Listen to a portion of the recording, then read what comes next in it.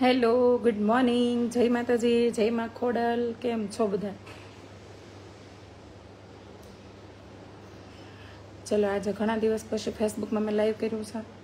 દર Sunday husband wife અમે YouTube પર લાઈવ કરીએ છીએ બપોરે 2 થી 3ના ટાઈમમાં, અને ઇન્સ્ટાગ્રામમાં તો અવારનવાર લાઈવ થતી જ હોઉં છું, કારણ કે મારું ઇન્સ્ટાગ્રામ મારે એક્ટિવ રહેવું પડે એટલા માટે. પણ ફેસબુકમાં હું કોઈ એવા ટોપિક હોય કે કોઈ એવી સામાજિક વાત હોય આ તે ત્યારે હું કરતી હોઉં છું લાઈવ, બરાબર. અત્યારમાં જીમથી આવીને વિચાર્યું કે મસ્ત મજાને લાઈવ કરી નાખું. અને અત્યારે પહેલાં તો જો સરગવા બટાકાની સબ્જી બનાવવાની છે, તો શાક સમારી લીધું છે મેં, અને લસણ ફોલતા ફોલતા લાઈવ કરીશું, કારણ કે કામના પાર નથી, બરાબર. અત્યારમાં મસ્ત મજાનો એક મેં ઇન્ટરવ્યૂ જોઈ લીધો. પેલા ભાઈ છે આપણે હિતેશભાઈ અંટાળાનું, અને એની ઉપર મને ચર્ચા કરવાનું મન થઈ ગયું. એમનું ઇન્ટરવ્યૂ હતું, ને ઇન્ટરવ્યૂના ઘણા બધા શબ્દો હતા કે ગુજરાતના કલાકારોને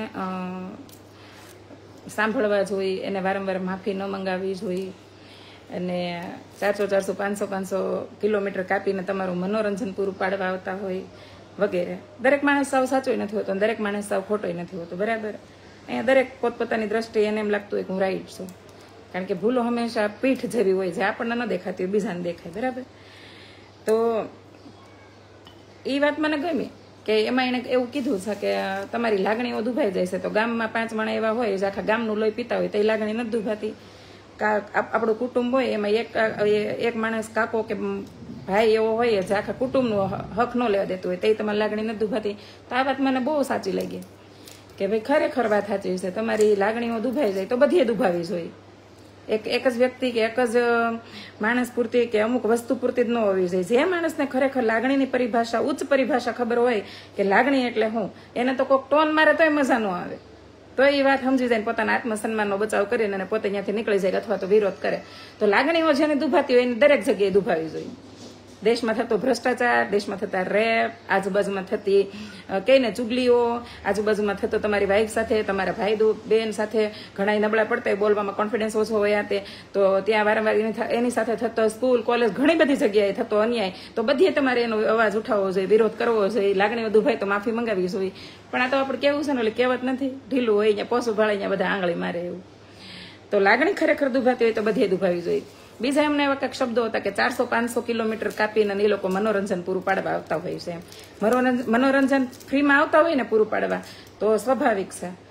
મનોરંજન અહીંયા કોઈ પણ આ પ્લેટફોર્મ ઉપર હું ફ્રીમાં નથી અત્યારે પીરસતી. અત્યારે અમને આના પૈસા જ આપે છે, લાઈવ કરવાના, વાત કરવાના. પણ તમારી પાસે મુદ્દો શ્રેષ્ઠ હોય તો લોકો તમને આવકારે, સ્વીકારે. ગમે એવી તમારી ભૂલો હોય તો જાતિ કરી દે, તમને સાંભળે, અનુસરે.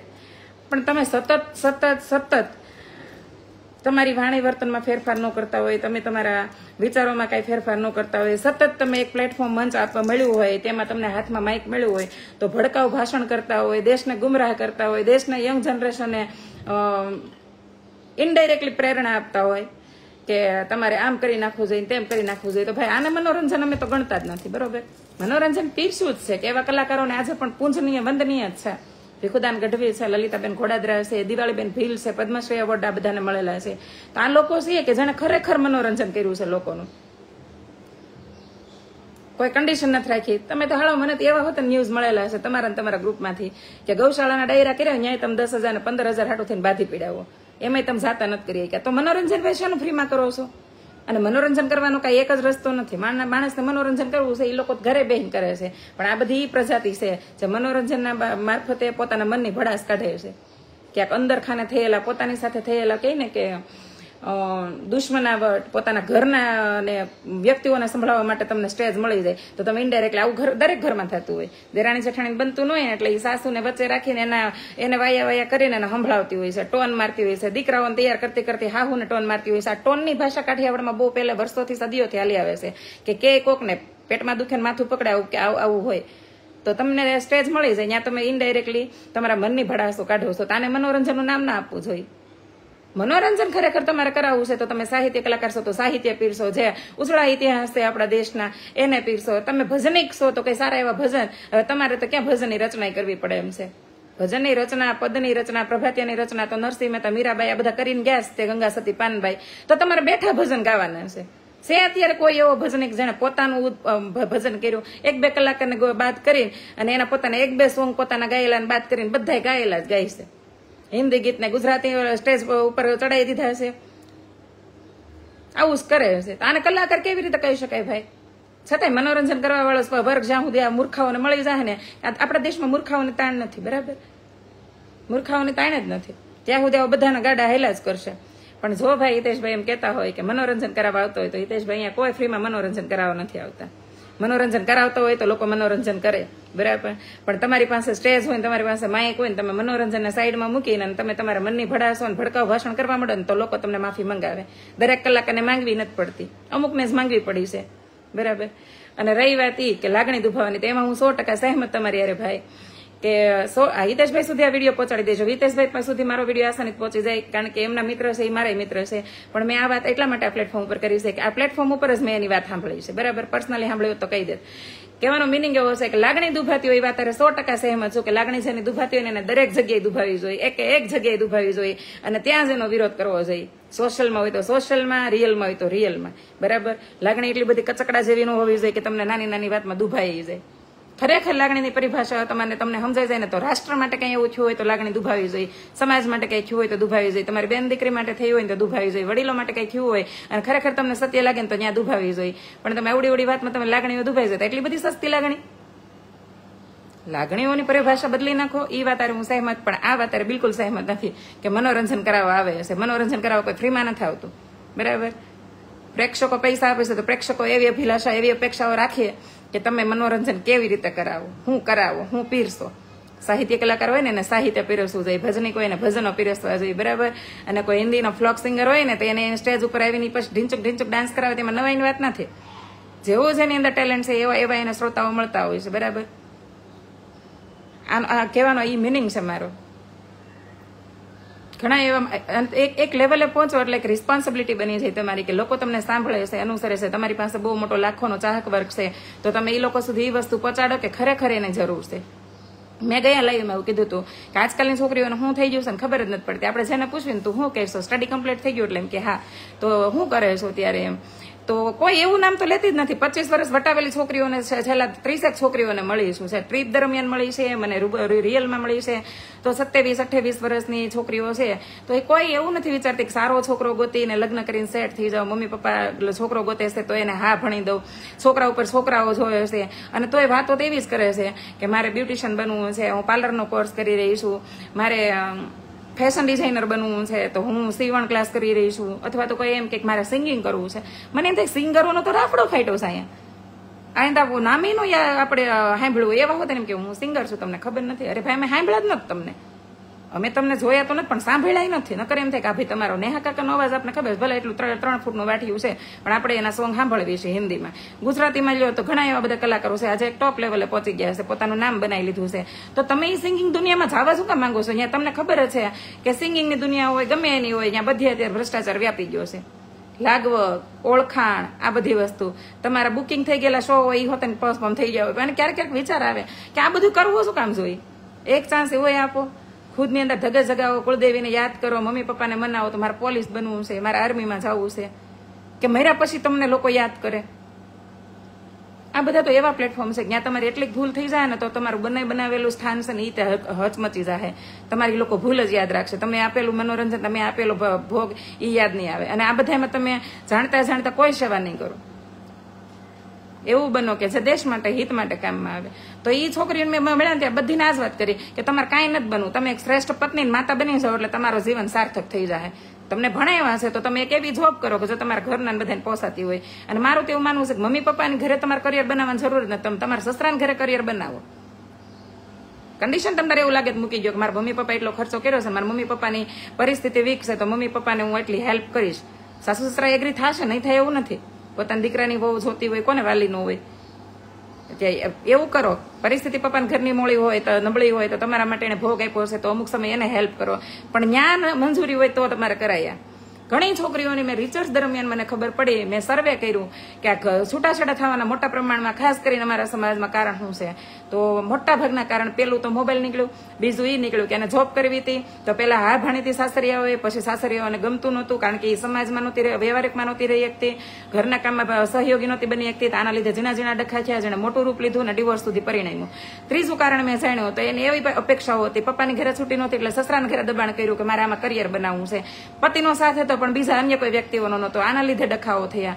ભાગ્યે જ એવું કહે છે કે જેને પતિનો સાસરીનો બધાનો સપોર્ટ મળે, બધા એક્સેપ્ટ કરી લે. તો કહેવાનો અર્થ એવો હશે કે લગ્ન પછી તમે જયારે તમને જોવા આવે છે ત્યારે નાની એવી તમે માંગ મૂકો કે ભાઈ મને આ વસ્તુમાં આગળ વધવાની ઈચ્છા હશે, તમે સપોર્ટ કરશો મને, અને એની હા હોય તો ત્યારે ને ત્યારે ચોખવટ કરીને પછી કરાય એમાં. કારણ કે ઈ કરિયર જોખમમાં ન રહે. પણ તમે બંને બનાવેલું તમારું કરિયર હોય, એક સ્ટેજ લેવલે પહોંચી ગયા હોય, પછી હવે નાના નાના ડખાણ લીધે તમારે છૂટાછેડા કરવા પડે, તો મને તો ઈ નથી ખબર પડતી કે કરિયર મહત્વનું છે કે લગ્ન જીવન મહત્વનું છે. તો લગ્ન જ કરો માં, તમારે તમારા કરિયર ઉપર ધ્યાન દેવું છે તો લગ્નને મજાક ન બનાવો, સમાજને ગેરમાર્ગે ન દોરો, અર્થવ્યવસ્થા ન બગાડો સમાજની. લગ્ન કરવા છે, તમારે પ્રી વેડિંગે કરાવવા છે, મોટા મોટા આલ્બમ બનાવવા છે, મોટી મોટી કેસેટો કરવી છે, એલઈડી લગાડીને મોટા મોટા ફાર્મમાં તમે તમારા ચલચિત્રો મૂકવા છે, આ બધું કરવું છે. અને પછી એના 6 મહિના વર્ષ દિવસ થાય જાય તમારે એ નાટકને હાવ એટલે હાવ તરત ને તરત નાની એવી વાતમાં પેકઅપ કરવું, તો આ વસ્તુ ન કરે. અને એ તમારી કરિયર એટલે છે હું સ્ત્રીની મોટા મોટી કરિયર એ છે કે તે આ જન્મ લીધો છે ને તો માં બને. માં બનવું એ સૌથી મોટું સદભાગ્ય છે, અને એ જ તમારા જીવનનું લક્ષ્ય છે અને કરિયર છે. જ્યાં સુધી તમારી અંદર ભગવાને માતૃત્વ મૂક્યું છે એટલે સ્ત્રીને મહાન કીધી છે. સ્ત્રી માટે કઈ એટલે મહાનતા નથી આપી, અને એના પૂજનીય વંદનીય એટલા માટે જ કીધી છે કે એની અંદર માં બનવાની ક્ષમતા છે. તો તમારે માય નથી બનવું, તમારે પુરુષને સમોવડી થઈને જીવવું છે, તમારે પુરુષની હારોહાર રહેવું છે. તો પુરુષ તો તમને એ પુરુષ સાથે જીવડાવે જ છે, પગાર આપે છે, તમે કમાવો કે ન કમાવો ઘરમાં. તો તમારી ફરજ બને છે ને કે ઘરમાં કામમાં સપોર્ટ કરો, ટાઈમે લગ્ન કરી લો, ટાઈમે માતા બની જાઓ. 30, 35 વર્ષ વટી ગયા પછી તમારે માતા બનવું છે, પછી સતત દવાખાના ખેડવાશે, તો આ વસ્તુ ન થવી જોઈએ. કરિયર મહત્વનું હોય તો પતિનો સપોર્ટ હોય તો તમારું કરિયર સુરક્ષિત રહે, એક લેવલે પહોંચી શકો, ટોપ ઉપર પહોંચી શકો. એમાં વડીલોને થોડા ઘણા હા સંમતિ હોવી જોઈએ, આશીર્વાદ હોવો જોઈએ, તો એને કોઈ રોકી જ ન હોય કે. પણ કરિયર મજબૂત કરવામાં તમારા કેટલાય સંબંધ ખોવાઈ જાય. જીવનનું મેન કે જે લગ્ન જીવન તૂટી જાય અને તમે માં બનવાનો સમય ગુમાવી ગયો તો એ કરિયર ક્યારેય કોઈ કામનું નથી. આ હકીકત કહું છું. પણ તમે જો માં બની ગયા, તમારા લગ્ન જીવન સફળ છે, તમારા પતિનો સપોર્ટ છે, દુનિયાની કોઈ એવી તાકાત નથી કે તમને હરાવી શકે. બરાબર? થોડોક ભોગ તો ગમે એને આપવો જ પડે. કોઈ લગ્ન પહેલા આપે કે કોઈ લગ્ન પછી આપે, ભોગ તો આપવો જ પડે. પુરુષે આપતો હોય છે પણ એનું ન દેખાતું હોય. સ્ત્રીને વાગોળવાની ટેવ હોય એટલે દેખાતું હોય. પુરુષે આપતો હોય છે. ઘણીવાર પોતાના નાના ભાઈઓને ભણાવવા માટે મોટા ભાઈએ ભણતર જાતું કર્યું હોય. ઘણીવાર એવી છોકરીએ લગ્ન કરી લીધા હોય કે ઘરમાં મિલકતની અછત છે તો પોતાના ન ગમતા પાત્ર સાથે લગ્ન કરી લીધા હોય. ઘણીવાર એવા ધંધામાં ચડી ગયો હોય જેને એમાં 1% રસ ન હોય, પણ માતા પિતાની સંમતિ માટે કે ઘરમાં જાજા ભાઈ બહેન છે, ઘરની પરિસ્થિતિ વિકસે તો એને એ ધંધામાં મન લગાવીને કામ કરવા માંડ્યો હશે. ઘણીવાર પોતાના દિલ તૂટી ગયા હશે, કોઈની સાથે પ્રેમ થયો હશે તો ઘરમાંથી સંમતિ નથી મળી, મોટો છે એટલે કે આપણે એવું નથી કરવાનું. પણ મોટા ભાઈના સંરક્ષણમાં, મોટી બેનના સંરક્ષણમાં નાના ભાઈ બહેનનું કરિયર બનતું હોય છે, ભણતરે કમ્પ્લીટ થતું હોય છે, ગમતા પાત્ર સાથે લગ્ન કરવા માટે ભાઈ બહેનનો સપોર્ટ રહેતો હોય છે, અને આ નાના ભાઈ બહેનને ફાયદો રહેતો હોય છે. બરાબર? એટલે એવા લોકોને સપોર્ટ કરો, એવા લોકોને સાંભળો, એવા લોકોને અનુસરો કે જે ખરેખર તમારા માટે લાયક છે. અને આવા બધા ઘરમાંથી એક એક વ્યક્તિ તમને મળી જાય. હું મારા દાદીને પૂરેપૂરા અનુસરીશું. મારા દાદી બાળપણમાં એના માતા પિતા મરી ગયા હતા, ભાઈ બહેન મોટા કર્યા, અને પોતે આટલું જીવનમાં કહીને કે સંઘર્ષ કર્યું, સ્ટ્રગલ કર્યું, પછી વટમાં જિંદગી જીવા. આજકાલ તો વટ જ નથી રહ્યો. વટ ખાલી શબ્દ નામ પૂરતો રહી ગયો છે, બાકી કોઈનામાં વટ ખુમારી કઈ રહ્યું જ નથી. કોઈ પણ કાસ્ટ, મેં તો બધી કાસ્ટમાં જોઈ લીધું. પહેલા તો અમુક કાસ્ટમાં વટ ખુમારી હતી, હવે તો ન્યાય નાબૂદ થઈ ગઈ. ન્યાય નકટા માણસો થઈ ગયા, બેશરમ.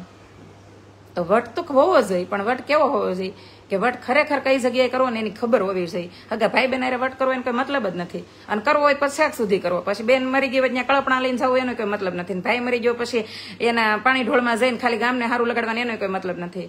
ભાઈ બેન હારે પહેલા તો વટ કરવો જ નહીં બિલકુલ, અને કર્યો હોય તો પછી છેક સુધી કરી દેવો. બરાબર? ભાઈ બેન હારે વટે ચડાવે તો છેક સુધી કરી લેવો. પછી ગામને દેખાડવા માટે ગામની સરમે, મરણની સરમે, લગ્નમાં ન જાય કાંઈ વાંધો નહીં, પણ મરણમાં જવું જોઈએ. આવી ખોટી ખોખલી જેને મુકતા ગયા છે ને ભાષા, એના તો પૂરો સખત વિરોધ કરું છું કે ભાઈ લગ્નના ટાણે જ સારું લગાડવાનું છે, તઈ જ તમારા આશીર્વાદની જરૂર છે. મરણે ક્યાંય માણે તમને જોવાનું જ છે કે જેને આ માટે તમે ગયા છો. એટલે આવા દંભીલા ખોખલા લોકો, ખોખલા રીતિ રિવાજમાંથી આઝાદ થઈ જવું, ભણતરનો સાચો અર્થ એ જ છે કે તમને ખબર પડી જવી જોઈએ કે પ્રેમની પરિભાષા શું છે, લાગણીની પરિભાષા શું છે, સંબંધની પરિભાષા શું છે, ખરેખર વટની પરિભાષા શું છે. આ સત્ય જયારે સમજાય જાય ને ત્યારે તમારે ભણેલું બધું ક્યાંય પાણીમાં નથી ગયું, સાર્થક થયું છે. અને ભણ્યા વગેરે જો આ વસ્તુ સમજાઈ ગઈ હોય ને તો એ ઉત્તમ વ્યક્તિ ગણાય, બરાબર, સંસારનો. બાકી મોટી મોટી પોથીઓ વાંચતા હોય અને આપણા ઘરમાં સતત એ સપ્તાહો ચાલુ હોય અને ત્યાં છે ને ઘણા બેસીને વાંચે છે. જો શાસ્ત્રને ન અનુસરતો માણસ એ આવા લોકોને અનુસરશે કે જે લોકો ખાલી સ્ટેજ ઉપર મોટા ભાષણ ઠોકે અને પછી 4-5 લોકોની મહેફિલ જમાવી ત્યાં બોટલ ફોડે, ત્યાં પોતાની એક્સ ગર્લફ્રેન્ડની ખોટે ખોટી ચુગલી કરે અને એને નિર્લજતાથી પ્રદર્શિત કરે. આ હકીકત કહાની કીધી છે, ખોડિયાર માતાજીની કસમ. આ વસ્તુ મેં જોઈ છે, જાણી છે અને પ્રૂફ સાથે કહું છું કે આવા લોકોને અનુસરવાની બિલકુલ જરૂર નથી. એને મનોરંજન કરાવવું હોય તો ટીવીમાં શો આવે જ છે, ટીવીમાં લાઈવ આવે છે પ્રસારણ, ઘરે બેઠા બેઠા કરો. તમારે જો મનોરંજનની જરૂર હોય તો પોતાની ચેનલો હાલે છે, બધા મ્યુઝિક વાળાની હાલે છે, આ કલાકારોની હાલે છે, પણ ત્યાં જઈને ખોટા દંભ દેખાડા ન કરવા જોઈએ, બરાબર. અને મનોરંજન કરાવવા આવતું કોઈ માણસ ફ્રીમાં નથી કરતું. એટલે પબ્લિકનો એક એ હક બને છે કે એને ન ગમતી વસ્તુનો વિરોધ કરે. તમને વિરોધ ન પોસાતો હોય, માફી ન માંગી હોય તો તમને કોણ મોટી માને હામ દઈ શકે? તમને આવીને બેહીને ભાષણ કરો. લાગણી વાળી વાતમાં 100% સહેમત છે હિતેશભાઈ, તમારી વાત આવી, બરાબર. આ વાતમાં બિલકુલ ભાઈ સહેમત નથી. 500 કિલોમીટર કાપીને જાય છે, ફ્રીમાં જવાનું હોય ને તો તમે ન જાઓ. આપણે પાણી ઢોળમાં નથી જતા, ત્યાં એમ કહીએ છીએ બહુ સેટું છે, દેહમાં છે ને ગૌઢિયા જે આવશે. આપણે એ હદના થઈ ગયા છે. પેલા ગમે એટલું સેટું હતું ને તો મરણનો મલાજો રાખતા આપણે, બરાબર. આપણે હવે એવા વ્યવહારમાં નથી જતા, એટલા બધા મોટા વ્યવહાર નથી કરવા, પણ આપણે 50 દોસ્તો વ્યવહાર કરી નાખશું જેનો આપણે નાતે નેડો ન હોય. આપણે એ ટાઈપના ખોખલી માનસિકતા ધરાવતા માણસો થઈ ગયા છે. ખોરાક ખોખલો થઈ ગયો છે, હારે વિચારો ખોખલા થઈ ગયા છે. આમાં હું તમે બધા આવી છે. અને આવું ન થયું હોત ને તો અત્યારે લાખો દિલોનું તૂટતા હોત, હજારો જે ડિવોર્સ થાય છે એ ન થતા હોત. આવું ન હોત ને તો, બરાબર. એટલે ઊંચા વિચારો સાથે આ લેવલે પહોંચ્યા પછી સ્થિર પગ રાખીને જીવવું ને એ કઈ જેવા તેવાનું કામ નથી. આને પણ એક તપસ્યા કહી શકાય, બરાબર. માણસને ફોલોઅર્સ વધે છે તો માણસ હાથમાં નથી રહેતો, જાણે કેમ કરોડો રૂપિયા હાંસિલ થઈ ગયા હોય એવું તો વર્તન થઈ ગયું. સાદગી સાથે જીવો ભાઈ, માણસને માણસ થઈને મળો, બરાબર. કલાકાર બન્યા એટલે તમને એવો એર આવી છે. મેં તો એક સંત માટે કીધું હતું, જતા સમય હું એક ડાયરામાં ગઈ તો એને આજુબાજુ 3-4 ગન વાળા પુરુષો હતા, બરાબર. બાઉન્સરો હોય ભાઈ, એ બધી આવી સુરક્ષા આપતા હોય. પણ મને એમ થયું કે સુરત જેવા સેફ સિટીમાં, ખાસ કરીને વરાસા જેવા કાઠિયાવાડી વિસ્તારમાં અને ગન સાથે હું એન્ટ્રી કરાવી છે. અને સંતો હોય, મહંતો, સંતો, મુનિઓ, આ બધા એને શેની સુરક્ષા જોતી હશે? એ તો ઈશ્વર હારે જોઈન્ટ, જેને હારે ઈશ્વર હોય એને કોઈ સુરક્ષાની જરૂર જ ન હોય. તો મને વિચાર આવ્યો, દેશ માટે કંઈક કર્યું હોય અને એ માણસને કદાચ મારવાની મરી જવાની બીક હોય, કોઈ એવો સૈનિક છે, આ છે, તો આપણને એમ થાય કે હાલો ભાઈ આના માટે સન્માન યોગ્ય હતું. પણ જેને દેશ માટે કઈ કર્યું જ નથી, દેશને ગુમરાહ કરે છે, સંસાર ત્યાગીને પછી એને એ લોકો સન્યાસી થયા છે, પછી પાછો સંસારમાં જીવ હાલે છે, હાથમાં મોબાઈલ મૂકીને થઈ ગયા, પરસ્ત્રીઓ અવારનવાર જોઈ શકે છે. આવા મુનિઓને પછી તમે સંતોને બધાને તમે સુરક્ષા આપીને દેશને ગુમરાહ કરવાનું કામ નથી કરી રહ્યા. તો ભણેલા કરતા અમારે જે અભણ્યા હારા કે એને એટલીસ્ટ એટલી ખબર પડે છે કે સહી શું છે ને ગલત શું છે, આ કરાય કે આ ન કરાય, બરાબર. મેં નથી કીધું કે તમે મને અનુસરો, પણ જેટલું આપણને દેખાય છે અને ખબર, જો સહી ગલત ન સમજાતું હોય ને તો એ મન તો તમને હા હોકારો ભણે કે આ વસ્તુ કરાય કે ન કરે. કારણ કે મન હંમેશા તમારી હારે ધડકતું હોય, તમારા વિચારો હોય, અને એને ખબર જ હોય, તમને ઈશારો હોતે ને કરી દે કે આ વસ્તુ નથી, આ વસ્તુ ન કરે, આ રસ્તે ન જતો, આ રસ્તો ગલત છે. આપણે નથી કહેતા કે ફલાણું મન થતું હતું ને મારા આંખ ફરકી, મારું મન મૂંઝાતું હતું, આજમાં નામ થતું હતું. આ બધા લક્ષણો છે ને તમારું મન તમને એક સંદેશો આપે. આ યુનિવર્સ બહુ સ્ટ્રોંગ છે, એની અંદર કંઈક ને કંઈક વસ્તુઓ જોડાયેલી છે એકબીજા હારે, બરાબર. પોતળી પહેરીને નીકળી ગયા હોય પણ રિવોલ્વર સાથે હોય, આ યોગ્ય છે? પવનભાઈ સખિયા, હું આજ કહેવાનો પ્રયાસ કરી રહી છું કે તમે સંન્યાસ જ મૂકી દીધો. સાધુ તો ભાઈ ચલતા ભેલા, ગિરનારમાં જો પીએચડી કરેલા કેવા લોકો છે જે ગુફાઓમાં વર્ષોથી તપસ્યા કરે છે, એને કોઈની બીક જ નથી. શું કામ? કે એને સંન્યાસ લઈ લીધો છે, એને સંસાર હારે કોઈ મોહ માયાના બંધન તોડી નાખ્યા છે, એને હું બીક હોય ભાઈ? જેને ઈશ્વર હારે નાતો લાગે છે. હું સંસારી સ્ત્રી છું ને એટલા વિરોધી લોકો મારી ઓલો કરે છે કે જેને મારી વાતો નથી ગમતી, એટલી ધમકીઓ મળે છે સતત, તોય મને એટલો વિશ્વાસ છે કે હું સંસારમાં રહીશ તો મને વિશ્વાસ છે કે મારા ખોડિયાર મારી હારે છે, સતત ક્યાંક મારી હારે ને હારે છે. મારી ગાડીમાં હું જાઉં છું ત્યાં હશે મારી હારે, એક્ટિવામાં પગપાળા હાલીને જાઉં છું તો સતત મારી હારે એ શક્તિ છે. તો તમને એટલો ભરોસો નથી કે તમે સંસારનો ત્યાગ કર્યો છે એટલે હવે તમારે કોઈ બંધન જ નથી? જે માણસને બંધન હોય એને બીક ન હોય, બંધન હોય એને જ બીક હોય. તમે કોઈના પ્રેમમાં છો તો પ્રેમના બંધનમાં બંધાણા છો, તમને ખોવાની બીક હોય, બરાબર. તમે મા બીના છો તો તમને સંતાનને ખોવાની બીક હોય. તમે સંસારી છો તો તમને તમારા પતિ પત્નીને છોડી દેવાની અથવા તો કોઈ કારણે છૂટી જવાની બીક હોય. જેને બંધન છે એને બીક હોય, જેને બંધન જ તોડને છે એને બીક છે નહીં હોય. તો એને એ બધી વસ્તુ હોવી જ ન જોઈએ. પણ આવા લોકોને આપણે આજકાલ અનુસરીએ છીએ, બરાબર. આ એક પ્રકારનો ધંધો થઈ ગયો સત્યાનો. હું એ જ કહેવા માંગુ છું, એ જ કહેવાની કોશિશ કરું છું કે સત્ય છે ને એટલું બધું પ્રકાશિત છે. કૃષ્ણ કઈ ખબર છે ને, કૃષ્ણને અનુસરો એટલે આપણે કઈક અનુસર. મેં કીધું છે કે દરેક હિન્દુના ઘરમાં ગીતાનો ગ્રંથ છે ને આ સચોટ એક રોગનો તે ઉપચારામાં છે, એક પ્રોબ્લેમનો સોલ્યુશન આની અંદર છે. ગીતાનો ગ્રંથ ખોલો એટલે દરેક પ્રોબ્લેમનું સોલ્યુશન મળી જાય. બરાબર? કારણ કે આ કૃષ્ણ અવતારમાં છેલ્લા કૃષ્ણ એમ બોલ્યા જ છે ને કે હે પાર્થ હું ઈશ્વર છું. તો આપણે એને નહીં સાંભળવી, એનો ગ્રંથ નહીં ખોલવી. આપણે ફલાણા ભાઈ ડોક્ટર છે એને આ બધું આટલું મસ્ત લખ્યું છે તેને અનુસરશું. ડોક્ટરના બાપ ડોક્ટર એવા કૃષ્ણએ આવડો મોટો ગ્રંથ આપ્યો છે ભારત દેશને, જેને આજકાલ વિદેશમાં અનુસરી રહ્યા છે લોકો, પણ આપણે ભૂલી જઈએ છીએ. મેં તો ગીતા માટે વાત કરી હતી, જે લોકો અત્યારે લગ્નમાં ગીતાજીનો ગ્રંથ આમ દેખાડીને ફોટા પડવો છો, આમ વિડીયો બનાવો છો, એ પાસે જો એને કહેજો કે આ મંદિરમાં ન મૂકી દેતા, તિજોરીમાં ન ખાલી મૂકી દેતા, અને ખોલીને 18 અધ્યાયમાંથી એકાદો અધ્યાય વાંચજો એટલે જીવન સાર્થક. બધાને બધું યાદ ન રહે. હું હાઉસવાઈફ છું, મેં ઘણું બધું વાંચન કર્યું છે, પણ સાંસારિક જવાબદારીમાં મને બધું યાદ ન રહે, પણ એના મુદ્દાઓ જે શ્રેષ્ઠ હોય ને એ મને યાદ રહેવા જ જોઈએ. બરાબર?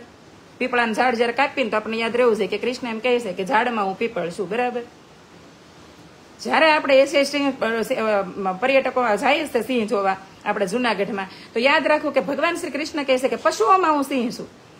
તો જાણતા એને મારવાનું કોઈ પ્લાનિંગ ન કરવું. એટલે બધા જીવ માટે લાગુ પડે છે, પણ કૃષ્ણ કહે છે એટલી વાત ખાલી અનુસરવાની છે. બરાબર? બીજી વધારે નહીં. પક્ષીઓમાં હું ગરુડ છું, કેટલું બધું ખુલીને કહે છે એમ કે દૈત્ય ગુરુમાં હું શુક્રાચાર્ય છું. આ બધી વસ્તુ એટલે એનો મતલબ એ નથી કે આ વસ્તુ ગલત છે. બરાબર? દૈત્યોમાં હું પ્રહલાદ છું, દાનવોમાં. તો કેટલું એને વિસ્તારથી કીધું છે. તો આ બધી વસ્તુને સાંભળો, આને અનુસરો કે કૃષ્ણને અનુસરો. હાલો આપણે કૃષ્ણ ઉપર આપણે ભગવાન જ માનવી છે ને. સનાતન ધર્મનો મૂળ પાયો છે કૃષ્ણ અને શિવ. બરાબર? ભગવાન રામ, શિવ, કૃષ્ણ આ બધા આપણે સનાતનીઓ છે. આપણે હિન્દુ ધર્મ પાળીએ છીએ. સાતમ આઠમ આવે એટલે આપણે ખબર હશે, સાતમ આવી સવારમાં નાગલા કરવાના છે, હાંજે કુલે ચોળી નાખી છે, સવારમાં શીતળામાને જુવારવાના છે, દીકરીઓ એના માટે પ્રાર્થના કરવાની છે, ટાઢું જમવાનું છે. આપણે માં છે, આપણે આપણા તહેવારની ખબર જ હોય ને. તો આપણે ધર્મની પૂરેપૂરું જ્ઞાન હોવું જોઈએ. આપણી એક ફરજ બને છે કે આવનારી પેઢીને આ પૂરેપૂરું વારસામાં આપો, કે એને ખબર હોવી જોઈએ કે નાગપાંચમનું મહત્વ શું છે, બોળચોથ રહી છે તો એનું મહત્વ શું છે, શીતળા સાતમનું શું છે, જન્માષ્ટમીનું શું છે, પારણાનમનું મહત્વ શું છે, ઋષિ પાસમનું મહત્વ શું છે. આ બધા મહત્વ દીકરાને દીકરીને આપવાના છે વારસાગત. પણ નહીં, આપણે એ નહીં આપી.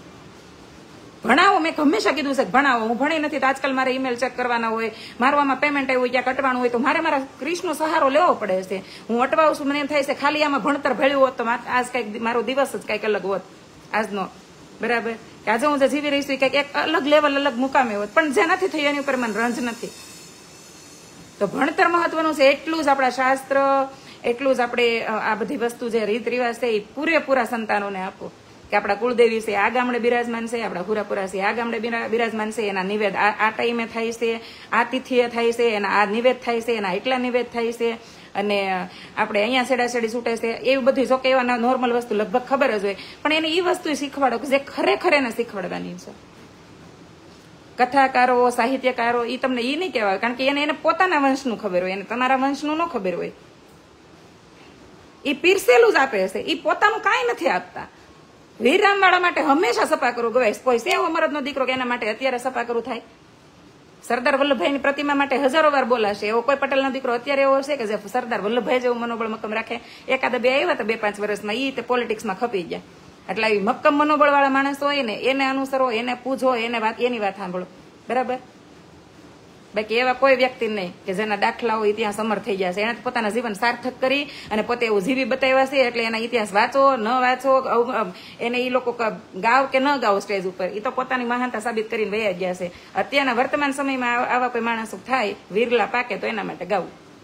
બાકી ગાયેલું જ ગાય છે અને વાંચેલું જ એ લોકો અહીંયા પીરસે છે. કોઈ પોતાનું કાંઈ નથી પીરસતું. કોઈ ભણનો દીકરો છે એવો કે પોતાના જે ભૂતકાળને વાગોળે.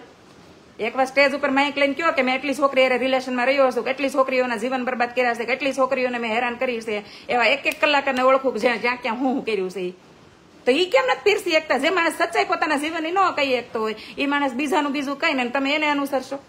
અનુસરો એવા જ લોકોને જે પોતે આંખમાં આંખ નાખીને સાચું સ્વીકારીએ કે સાચું બોલીએ કે કોઈ પ્રશ્ન કર્યો હોય તેને જવાબ આપી શકે કે હા ભાઈ આ મારાથી ભૂલ થઈ હતી, આ ઉંમરે મેં આ કર્યું હતું, આ વસ્તુ મેં કરી હતી, આ સુંદર અનુભવ થયો છે મને, આ એક કડવો અનુભવ થયો છે મને. એ કહેવાની ક્ષમતા ધરાવે ને એવા લોકોને સાંભળજો. કારણ કે એ લોકો તમને ગલત માર્ગે નહીં દોરે. એમ કહે કે આ વસ્તુ કરવાથી આ થાય, આ વસ્તુ ન કરાય, આનું આ પરિણામ આવે. એવા લોકોને સાંભળવાનું બંધ કરો, ટાઈમ વેસ્ટ કરવામાં, કારણ કે જિંદગી બહુ નાની છે. ક્યારે આયુષ્ય કળયુગમાં હાવ ટૂંકા થઈ ગયા છે, બરાબર. કોઈની પાસે લાંબો સમય નથી રહ્યો, આપણી પાસે બહુ સીમિત સમય છે. ઘણી વાર આપણે આમાં અવસાન નોંધાવે કે 42 વર્ષના ફલાણા ભાઈને હાર્ટ એટેક આવવાથી આ થયું. યોગા કરતી અભિનેત્રીઓને હાર્ટ એટેક આવ્યો છે, સમયસર રોજ ટાઈમ ટુ ટાઈમ જીમ કરતા અભિનેતા અભિનેત્રીઓને આવું થાય છે. તો જીવન કેટલું છે ભાઈ. એમાં નીચે આપણે ઉંમર જોઈએ ને તો 42 વર્ષ હોય, 40 વર્ષ હોય. આપણીથી 4-5 વર્ષ જ મોટા હતા. તો આ જિંદગીનો શું ભરોસો છે. એક સંકલ્પ કરો કે તમે તમારી સામાજિક જવાબદારીમાંથી મુક્ત થઈ ગયા છો, તો હવે તમારે ઈ કામ કરવું છે જે તમારા સપના હવે પૂરા થાય એમ છે, તમે કરી શકો એમ શું. મને કીધું ને એક બેને, તમે બહુ હમણાં રખડો છો ને ફરો છે એમ. મેં 20 વર્ષ દરમિયાન મેં પૂરેપૂરો સહયોગ મારા ઘરમાં દીધો છે, મારા સંતાનોને બેસ્ટ બનાવવામાં અને સામાજિક વ્યવહારોમાં, મારા પતિને આર્થિક સમસ્યાઓમાં સપોર્ટ કરવામાં દીધો હશે. હવે મને એવું લાગે છે કે હવે મારે થોડુંક મારા માટે જીવવું હશે. તો હું 12 જ્યોતિર્લિંગનો સંકલ્પ કરી બેઠી છું 2024માં, જેમાં 6 જ્યોતિર્લિંગના દર્શન કર્યા છે અને 6 બાકી છે. એમાં 3 થી 4 તો બહુ હાર્ડ છે, પણ આ કરવા છે, સંકલ્પ કર્યો છે. શું કામ કે જિંદગીમાં અહીંયા આવ્યા છે ધરતી ઉપર, તો આટો મારી નથી વયું જાવું. હું ભારતની બહારનું કદાચ પરિભ્રમણ ન કરી શકું, પણ ભારતનું તો કરી શકું ને, એટલી ક્ષમતા છે મારામાં. તો આ વસ્તુ કરો.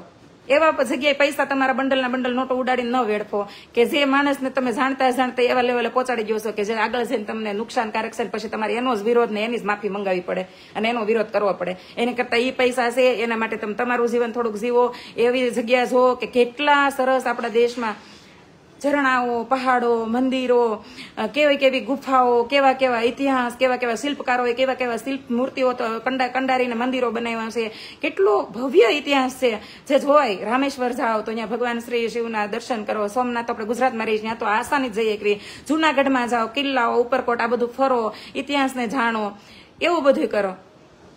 સારા સાયન્ટિસ્ટો છે કે જેને કેવું દેશ માટે કર્યું છે, કેવા વસ્તુઓ ખોજી છે એને, તો આ વસ્તુઓને રિસર્ચ કરો. આ લોકોને સાંભળો, એવા લોકોને અનુસરો, એવા લોકોને કે જે લોકો પોતાના ખિસ્સા ભર્યા સિવાય પછી કઈ કામ જ નથી બીજું. ખેડૂત મજૂરો 12 મહિનાથી મહેનત કરે છે, છતાં ઘરની પરિસ્થિતિ બધા જાણે છે. દેશના રાજકારણ, સાધુ સંત એવા કોઈ છે ખાવાના ફાકા પડ્યા છે, એના ઘરે મોંઘી ગાડીનો હોય. ખેડૂત બિચારા, હું ખેડૂતની દીકરી છું, ખેડૂતની પીડાઓથી વાકેફ છું. ખેડૂતનું મેં સ્પેશિયલ લાઈવ કર્યું હતું, ખાસ તો એવું વાયરલ થયું છે. એમાં મેં ખુલીને કીધું છે કે જયારે અમારા ઘરમાં બિયારણ આવે, બરાબર, આ ખેડૂત માટે થોડીક વાત કરી નાખું છું. 15 મિનિટનું લાઈવ છે કે અમને યાદ છે કે ગોપાલનું બિયારણ તે લાવતા, બીટી કપાસથી આવ્યો હતો, બરાબર. જયારે અમે નાના હતા ને ખેતી કરતા, બરાબર, એ સમયે ગોપાલનું બિયારણ આવ્યું હતું અને આ બિયારણ બહુ મોંઘું હતું. તે બધા એમ કહેતા બીટીનો કપા હારો થાય, બહુ એનો ઉતારો આવે છે. તે પેલા શંકર 8 એવો જ બધું હતું. અને આને તો કાલાય વાગતા નહીં હશે ને, અત્યારે ભલે નેલ બહુ સુંદર આંગળીઓ હશે પણ લોહી ઝરતું હોય. પણ એ કપા વીણતા ને ત્યારની વાત કરું છું, પણ એ બધા સુંદર ને સારા કપા હતા. એની સ્મેલ કઈક અલગ આવતી ને એના તેલ સારા હશે. ત્યાં બીટી કપા એવા પછી જમીન એટલી બગડી. પણ એ વખતની વાત કરું છું, આપણે જમીન વિશે હું કઈ ચર્ચા નથી કરવા માંગતી. પણ એ થેલીઓ કેટલું મોંઘું બિયારણ આવ્યું હોય ઘરમાં. સિંગ ફોલી ને તો ખાવાનું તલ ને ખાંડ ને સિંગ ને ગોળ ને એવું બધું વધારે હોય અહીંયા દેશમાં, ગામડે નાના થતી. તો એ બિયારણના સિંગ અમે વીણી ફાડા બાડા બધું કાઢીને અલગ ભરી હોય, એમાંથી મુઠ્ઠી ન લેવા દેતા. તારી ડોહી બિયારણની છે એવું કરીને ગૌઢા બાકી જતા. તારા ડોહી બિયારણના તલ છે એમાંથી ન લઈ ગયું. તો એ બિયારણનું કેટલું મહત્વ હતું. આ બિયારણ ફેલ થાય પાછું, સાંભળજો. મોંઘા ભાવનું બિયારણ અમરેલી યાર્ડમાંથી લાવ્યા હોય પછી આ ફેલ થાય, બરાબર. પાછું બીજી વાર સોંપવાનું. બીજી વાર કદાચ વરસાદ હારો થયો વાંધો નહીં, તો એમાં કેટલાય ડૂલ પીડા હોય, પાછું સોંપવાનું. આ સોંપવાથી લઈને છેક કપા ઘરે આવે, ત્યાંથી કપા ભરે ત્યાં સુધીની પ્રોસેસમાં કેટલું એમાં અમે હોમી દીધું હોય એની અંદર. પછી દવાઓ, નીંદવાનું, આ તે ગમે એટલું એમ આ બધું લઈને, અને પછી તલની ખેતી હોય કે પછી કોઈ કઠોળ હોય, આ તેને નીંદવાનું, પારવવાનું, લણવાનું, વાઢવાનું, આ બધામાં કેવી મહેનત, કાળી મજૂરી હોય. કાલે એક વિડીયો જોયો હતો કે એમાં ખંભે ભારો હશે કંઈક લાકડાનો, અને એ મજૂરીના કંઈક 200 રૂપિયા આપે છે. એક ભાઈ 200 રૂપિયા આપે છે. ભલે એને વિડીયો બનાવવા માટે પણ એક નાનકડો સારો સંદેશ છે કે તમે 200 રૂપિયા આપીને એને રાજી કર્યો. એને લાકડા કેટલું કઠિન કામ છે. અત્યારે અમે સ્માર્ટ વર્ક કરીએ છીએ તો લાખો કમાઈએ છીએ. અમે એક વખતે હાર્ડ વર્ક કરતા તો આખો દી કામ કરવાના 50 રૂપિયા મજૂરીના મળતા. અત્યારે હાવ વાતાવરણ જ પલટી ગયું છે. કહેવાનો અર્થ એવો છે કે ખેડૂતની ઘરે એ જેટલો ખૂન પસીનો એક કરીને અને હાર્ડવર્ક કરીને જે ઘરે માલ સામાન આવે છે યાર્ડ સુધી પહોંચાડે છે, ત્યાં એને હું એની વળતરની એવી કિંમત મળે છે ખરી કે જેને એ ડિઝર્વ કરે છે? નથી મળતી, હજી નથી મળતી. ભલે એ વખતે 400, 450, 500 રૂપિયા ભાવ હતો કપાનો, અત્યારે 2000 પ્લસ થઈ ગયો. સમયસર તો એ તો પરિવર્તન આવ્યું છે, કે નવાઈ વાત નથી, પણ એવી મોંઘવારી હાર્ડ વ્યાપી ગઈ છે. તો એ પ્રમાણે એને મળે છે. હાલ થોડોક સ્માર્ટ વર્ક કરતો થયો ખેડૂત તો થોડુંક વધારે ઉત્પાદન મેળવ્યું. કઈક અલગ અલગ હાથમાં એવા પેલા તો 1-2 ખેતી હતી, તલ, સિંગ ને કપા ના અંતે. હવે નવી ખેતીઓ અજમાવે, પણ એ પ્રમાણે હજી એને વળતર તો મળતું જ નથી ને. તો જ્યાં સુધી દેશનો અન્નદાતા છે એ જ્યાં સુધી તડપે છે, વલખે છે, ત્યાં સુધી બીજા કોઈ કેવી રીતે ખુશ રહી શકે? અને તોય આપણા દેશમાં એવા રહે જ છે ને કે જેને દૂર દૂર સુધી અનુભવ નથી ખેતીનો, એ પાસે ખેતી ઉપર ભાષણ કરે છે. જેને લગ્ન જ નથી કર્યા એ લગ્ન જીવન ઉપર ભાષણ કરે છે. જે માતા જ નથી બની એ સંતાનોને કેવી રીતે પાલવા એની ઉપર ભાષણ કરે છે.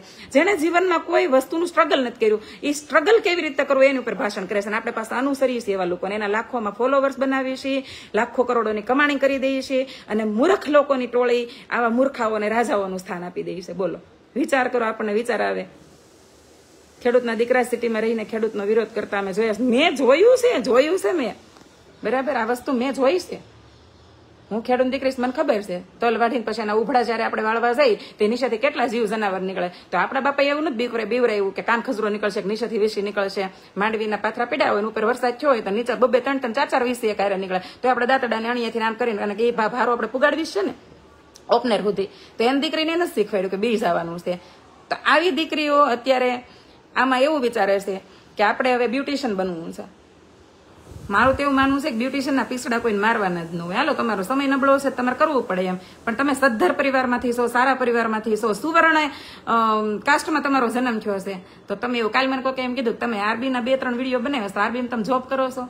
મારા પપ્પાએ મને જોબ કરવાનું નથી શીખવાડ્યું, મારા પપ્પાએ મને બોસ બનવાનું શીખવાડ્યું છે કે તમે ગમે અહીંયા રહ્યો ને પગમાંથી પગ ચડાવીને બોસગીરી કરજો, અને સપના એવા જ રાખવાના. કારણ કે તમે ખેડૂત દીકરી છો, તમે પટેલમાં જન્મ લઈને આવ્યા છો, તમારે હું બને ને તમને ભાન હોવી જોઈએ, બરાબર. મેં નાની હું તો કોઈ એડવર્ટાઈઝ નથી કરી. શું કામ કે મારે મારું અસ્તિત્વ નથી ગિરાવવું. ઘણા એમ કે તમે તો એટલો બધો લોસ ભાવ, એટલો બધો કઈ નહીં, 10,000 રૂપિયા લેતા હોય પ્રમોશનના, પણ એને 2500-2000 માં એમ કરી દેતી હોય ને છોકરીઓ, તો એમ કે અમને ફલાણા બેન એ કરી દીધું. એ ફલાણા બેન એ કાસ્ટમાં થયા છે એટલે એના વિચારો એવડા જ હોય. હું જે કાસ્ટમાં થવું છે ત્યાં મારા વિચારો આ જ હોય. એમને કે આવડી મોટી મૂર્તિ નથી લાગી આપણા દેશમાં, તો હું એ નાની વસ્તુ ન વિચારી શકું, અને નથી જ વિચારી શકતી. કાંઈક એવું નથી બોલવા માટે, મારાથી વિચાર જ નથી આવતો મને એવું, બરાબર. હું જયારે ભાડે રહેતી ને હું નરેશને એમ કહેતી, મેં તો ગમે ત્યારે મને મોટા વરાસમાં ફ્લેટ લઈ દેશો. માખોડિયાની કૃપા થઈ, આ વાત કરું છું તમારા સપના, તો માખોડિયાની કૃપા થઈ અત્યારે અમે મોટા વરાસમાં ફ્લેટ લીધો, બરાબર. થોડોક મોડો થયો, 5-6 વર્ષ ભાડે રહ્યા. પછી હું નરેશને ઘણી વાર કહેતી કે કોઈ સેન્ટ્રો જતી હોય ગાડી હોય કે કોઈ સ્વિફ્ટ હોય આ તે, તો હું એમ કહેતા કે આપણે આપણી બજેટમાં આવી ગાડી લઈ લેવાની 6-7 લાખની. એટલે હું એમ કહેતી નહીં, મારે આવી ગાડી લેવી જ નથી, હું ગાડીમાં મારી બજેટમાં લઈ, પણ મને આવી ગાડી ન ગમે. તો આજે મેં મારા કમાણીમાંથી મારી જાત મહેનતથી મેં કિયા લીધી, બરાબર. પછી અમે ડોક્યુ લેવા ગયા હતા, તે નરેશ એવું કીધું હતું કે તારે ડોક્યુ કરાવું તો 5 તોલા સુધીનું તને કરાવી દઉં એમ. તો હું ડોક્યુ જોવા ગઈ ને તો મેં 8.5 તોલાનું ડોક્યુ મને નજરમાં ચડ્યું, અને મારા બોડી પ્રમાણે મારા હાડ પ્રમાણે. આમાંથી મારી બેને એક વસ્તુ કીધી કે મારી બેન પહેલાથી જ આવી છે, એને નબળી વસ્તુ ગમતી જ નથી, એને નબળો વિચાર આવતો નથી. પણ આ ન આવતો ને તમારા બ્લડના ગુણ હોય, થોડીક વાર લાગે તો વાંધો નહીં 2 વર્ષ, પણ એવું મોડું તો વિચારવું જ નહીં કે હું આમ કરી નાખે કે મારે આ કરી નાખવું. તમારા ઘરની જરૂરિયાત હોય તો દાડી કરી લેવી, જે તે સમય જરૂરિયાત હતી તમે દાડી કરીશ 4 સીમની, પણ વિચાર નબળો નથી કરવાનો. વિચાર ને સપનાઓ તો ઊંચા જ રાખવા, એનો ટેક્સ નથી ભરવો પડતો, ને આજ નહીં તો કાલ પૂરા કરી જ દે તમારા કુળદેવી. ભરોસો રાખો ને એટલે ઊંચા વિચારો રાખતી થાવ. બાકી અમારા સમાજની છોકરીઓને સ્પેશિયલ મેં ટકોર કરવા માટે જ ફેસબુકમાં લાઈવ કરું છું, અને એનું એકાઉન્ટ મેં બનાવ્યું છે કે એવા વ્યક્તિઓ વારે લગ્ન કરી ન વહી જાઓ કે જે તમારા લાયક જ ન હોય, જ્યાં જઈને તમારા સપનાઓ પૂરા તો ન થાય પણ તમે નવા જોઈએ ન શકો, બરાબર. એટલે એવા આંધળુકિયા ડિસિઝન નહીં લેક્યું. બ્યુટિશિયન અને સિંગર ની બંને નહીં, એ સિંગરો અને બ્યુટિશિયનો બને ને એની નીચે જઈને આપણે તૈયાર થવાનું હોય, એ સિંગરો પાસે જઈને આપણે આમાં પૈસા ફેંકવાના હોય. આપણે એ કુળમાંથી આવીએ છીએ તો એ આપણે બનવાનું જ ન હોય. ભલે તમને લાખો રૂપિયાનો ઓર્ડર મળે, પણ એ લાખો રૂપિયા ઉડાડવાની ક્ષમતા ધરાવતા કુળમાં તમે આવો છો તો એ સિંગરો આપણે નથી બનવું, બરાબર. કે જ્યાં તમે નીચે ઉભા હોય 5 માણસ તમને સાંભળીને હોય હોકારો કરીને અને તમારી કમેન્ટ પાસ કરે, એટલે આ વસ્તુ નથી થવાની. અને ફેશન ડિઝાઇનર આપણા માટે બી ડિઝાઇન કરે કપડા, એવા સપના જોવાના છે. ડિઝાઇનર આપણે નથી બનવાનું. ભલે તમને ગમે એવડા એમાં પૈસા મળે, તમે આર્મીમાં જાઓ તમને નાનકડો પગાર મળે, ભલે તમને અમુક વર્ષ ત્યાં તમારે હાર્ડ કહે ને કે જે તે સમયમાં તમારી પોસ્ટ જે તે જગ્યાએ તમારી પોસ્ટિંગ થયું હોય ત્યાં તમારે ભોગવવું પડે, ત્યાંનું વાતાવરણ આ તે ખાવા પીવાનું. પણ એના માટે નામ અમર થઈ જાય, ફલાણા ભાઈ છોકરો તો આર્મીમાં છે, ફલાણા ભાઈ છોકરી તો આર્મીમાં છે, ફલાણા ભાઈ છોકરો તો PSI છે, ફલાણા છોકરી તો PI બની. આવું જયારે થાય ને તે તમારા માતા પિતા, તમારી આવનારી પેઢીને તમને મરશો તે ગૌરવ રહેશે કે મેં કંઈક સમાજ માટે કર્યું, રાષ્ટ્ર માટે કર્યું ને હું આ છું, ખરી ઓળખ છે. મને ઘણી વાર એમ થાય કે 6 જ ભણીને મારા માતા પિતા નથી, એ હોત ને તો હું કંઈક દેશ માટે એક કામ તો કરત જ, અને હું એક વર્દી તો પહેરત જ. પછી નેવીની હોય, આર્મીની હોય, પોલીસની હોય, વોટેવર ગમે. આવા વિચારો જયારે રાખવા મળશે ને એક જનેતા, એક સ્ત્રી, અને ખાસ કરીને આપણા સમાજની સ્ત્રીઓ, ત્યારે ઊંચા અને ઉચ્ચતમ વિચારો ધરાવતા છોકરાઓ પેદા થશે, બરાબર. વિચારધારા અત્યારથી નબળી રાખી લે તો ભેગું નહીં થાય. વિચારધારા બહુ ઊંચી હોવી જોઈએ. ભલે તમે એ ટકનું લાવીને ટકનું ખાવાનું તમારા ઘરમાં હોય, પણ વિચારધારા મોટી હોવી જોઈએ, મારું એવું માનવું છે. બરાબર. બાકી અનુસરજો એવા લોકોને કે જે ખરેખર અનુસરવાને લાયક છે. અમુકને સાંભળવાનો હોય ને અમુકને અનુસરવાનો હોય. બરાબર. આ વાત સમજાય એને વંદન. બાકી જો મસ્ત મજાની મેં વાત કરી છે, તમને બહુ સહેમત હોય આ વાતોમાં તો શેર કરજો તમારા ગ્રુપમાં. અને મેં કોઈને વિરોધ નથી કર્યો. બરાબર. નામ લઈને વાત એટલે કરી છે કે ભાઈ અમારા સમાજના છે, એની આ વાત મને બહુ જ ગમી, આ વાતમાં અમને ઓછી ગમી, ગળે નથી ઉતરી. બાકી મને કોઈનો વિરોધ નથી. ખાસ કરીને સમાજના દીકરા દીકરીનો ક્યારેય હોય જ નહીં. જય માતાજી, જય મા ખોડલ.